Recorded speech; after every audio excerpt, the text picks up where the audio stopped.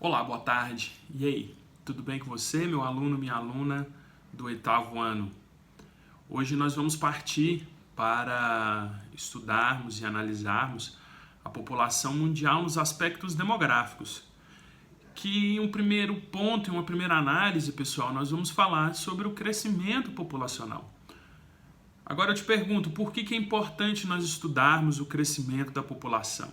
Olha só, os estudos do crescimento da população, eles são indispensáveis para que nós tenhamos uma análise, façamos uma análise para a criação das políticas públicas, ou seja, para a criação, por exemplo, de unidades básicas de saúde ou para os investimentos que os órgãos de governo, de política, de prefeitura fazem nos seus orçamentos anuais para colocar dinheiro na saúde, na educação.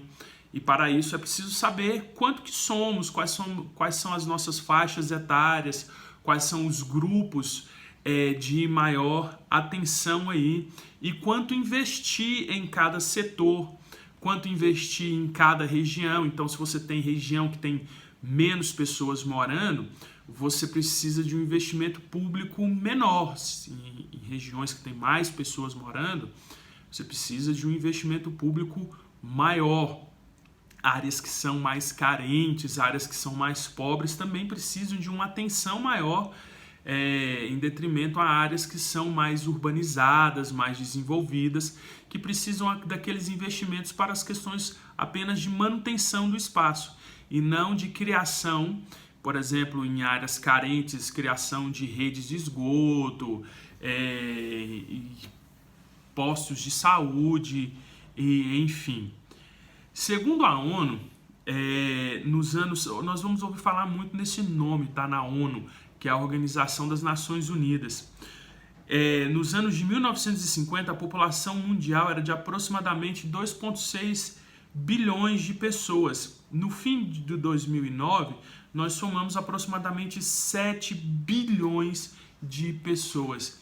Então nós precisamos saber aonde que essa população está localizada, aonde ela está mais concentrada, qual é a faixa etária predominante nesses grupos, nessas pessoas, quais são as faixas etárias. Tem muito jovem, tem muita criança, tem muito adulto, tem muitas pessoas idosas, por exemplo.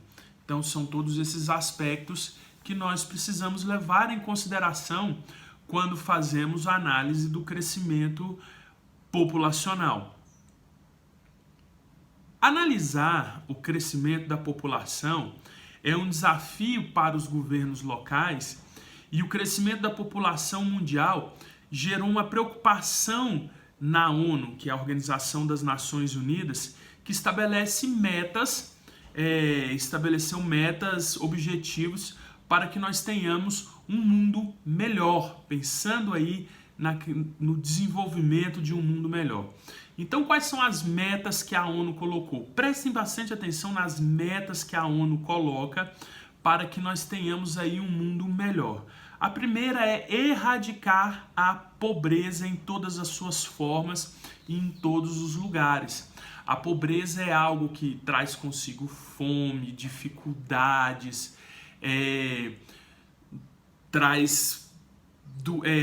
na pobreza traz doenças, porque as regiões de concentração mais pobres elas não vão ter uma rede de saneamento bem estruturada, não vão ter esgoto estruturado, então o esgoto ele corre a céu aberto nas ruas, o que promove que tenha mais proliferação de insetos, de mosquitos, e isso tudo gera doenças. Essas pessoas pobres, na sua maioria, não têm acesso à saúde, né? Muitas vezes não têm acesso à saúde porque em determinadas localidades não tem aquelas unidades básicas de saúde, e as pessoas também acabam, por serem pobres, acabam sendo aliciadas, chamadas para o tráfico, porque é um tipo de trabalho para o tráfico, para o crime, porque é um trabalho que está ali na porta, fácil, de dinheiro que vem fácil e que também vai fácil.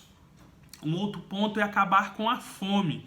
alcançar a segurança alimentar, melhorar a nutrição e promover a agricultura sustentável. Bom, esse ponto eu acho que dispensa, mas nós vamos comentar. Acabar com a fome. Não tem nada pior para um ser humano do que passar fome. Principalmente as pessoas que estão nos grandes centros urbanos, nas comunidades mais carentes, que não têm trabalho, que não tem nenhum tipo de renda, que come às vezes dependendo da ajuda e da solidariedade de vizinhos ou de outras pessoas. E a promoção da agricultura sustentável talvez é esse caminho para aquelas famílias mais pobres que recebem aí um pedaço de terra nos programas de governo e que vão gerar ali o seu trabalho, a sua riqueza, plantando aí uma rama de mandioca, cavando uma cova para jogar uma semente de abóbora, dar uma água ali para um porco, criar umas galinhas, plantar uns alfaces, um cheiro verde, uma couve, e depois leva para as feiras nos municípios e acaba ali tendo uma renda, né? Tendo uma renda e saindo dessa questão de fome, de pobreza e de miséria. O terceiro ponto é assegurar a disponibilidade e gestão sustentável da água e saneamento para todos. Olha aí que coisa importante que a ONU traz como meta, que nós já falamos na questão da pobreza. Porque a pobreza, o pobre às vezes ele não tem água encanada em casa, depende de uma cisterna, depende de um poço e não se sabe se aquele manancial de água que ele está usufruindo, se ele está poluído ou não.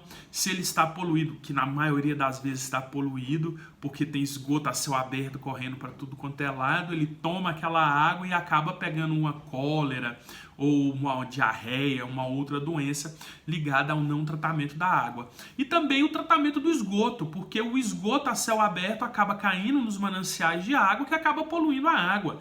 Então é preciso dar fim ao esgoto sanitário, ele precisa ser tratado, essa água precisa ser tratada e depois de tratada ela é devolvida para a natureza ou reutilizada em outros fatores aí. E o último ponto é assegurar padrões sustentáveis de produção e consumo. Sustentável. Não é? Eu gosto muito de falar que o Brasil ele não precisa aumentar a sua fronteira agrícola, porque nós já somos os maiores produtores de muita coisa no que diz respeito à agricultura. O que precisa se fazer é dar um jeito de se, no mesmo espaço, plantar mais e colher mais no mesmo espaço sem ganância, porque às vezes é a ganância que mata o planeta. Beleza, gente? Espero que vocês aproveitem essa nossa terceira aula e a gente vai se falando por aí. Vida longa e próspera. Até o próximo vídeo, hein?